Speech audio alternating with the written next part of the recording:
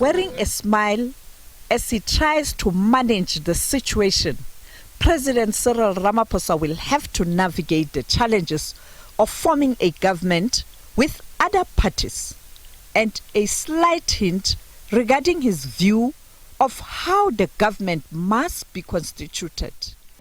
We are all called upon to recognize that the results of the election in the end reflect the will of the people. What this election has made plain is that the people of South Africa expect their leaders to work together to meet their needs.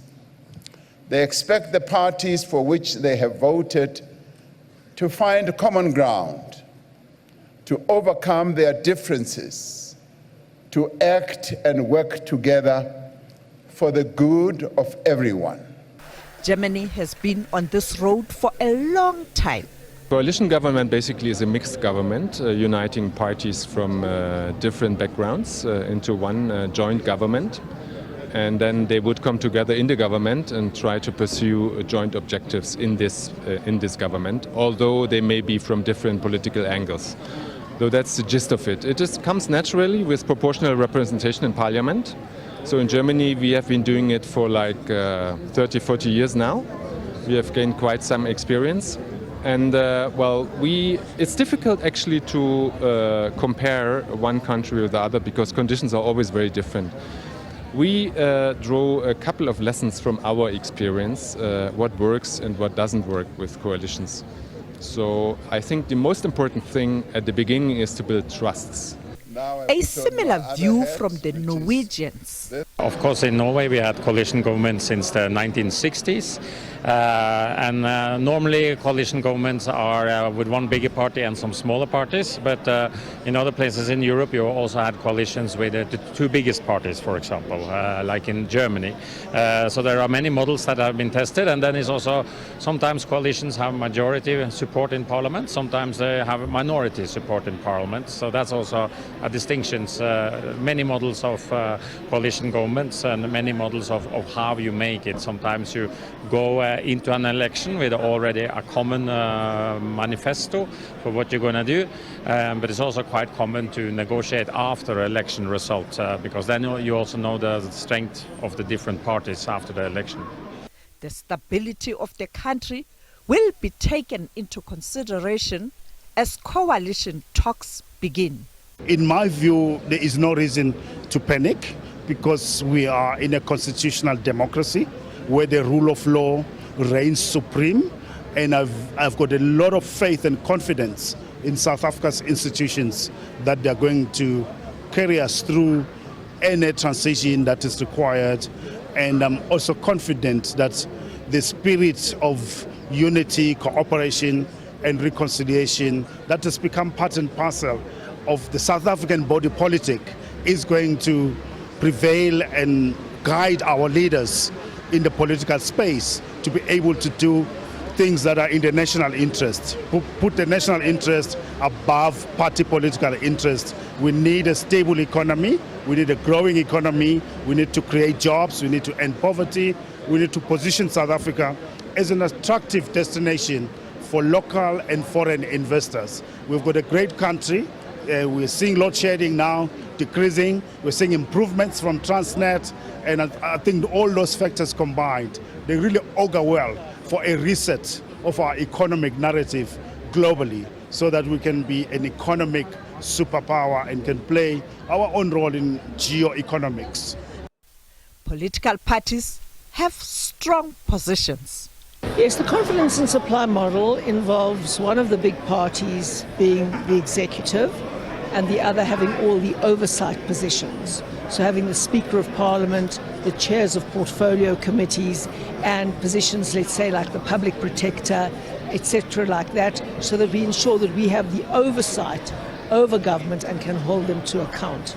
We would also, for example, look at reconstituting the Judicial Service Commission so that it wasn't dominated by a single party, etc., etc., etc. If to go into a coalition, we would want to take the Home Affairs Ministry because we want mass deportation to happen of illegal foreigners. We want people that came here on the back of a crocodile to go back in this country. And we'll make sure they don't go back on the back of a crocodile. We'll take them back. We can't sit back anymore while South Africans don't have jobs. So for us, mass deportation is very high on our agenda.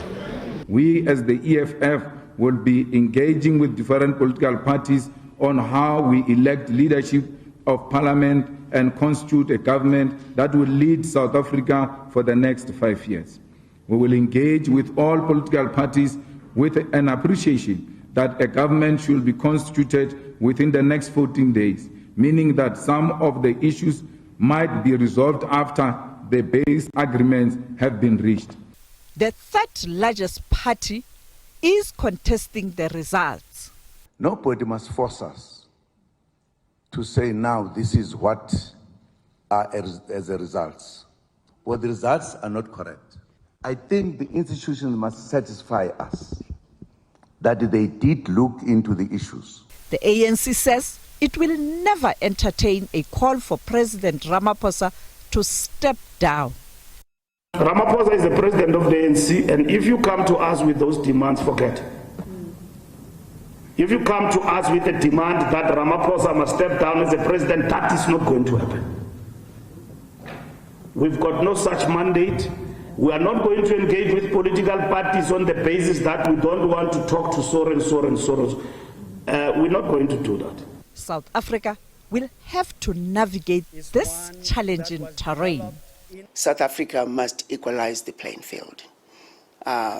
It's a warning to ANC that something needs to give. The people are demanding results. The people are demanding change. The people know better. The people know a country like South Africa has enough riches to make sure that everybody who lives in South Africa is comfortable. And so it should be a warning to other leaders as well that you must take care of your people. Well, there's been some interesting sort of fact-finding missions that the political parties themselves have been undergoing in the past year. One of the countries that they have been to is Denmark. They've been also to Germany to try and understand, how coalition governments have been working in those countries. Of course, those countries have quite a number of years, some even 100 years of experience in constant coalition government. So there are examples where they have been working relatively stably across Europe, but also in Latin America, where they have been working from time to time, especially when some of these mass political parties drop in support below 50%. So there are examples that South Africa can look to, certainly. Sophie Mokoena, SABC News, Johannesburg.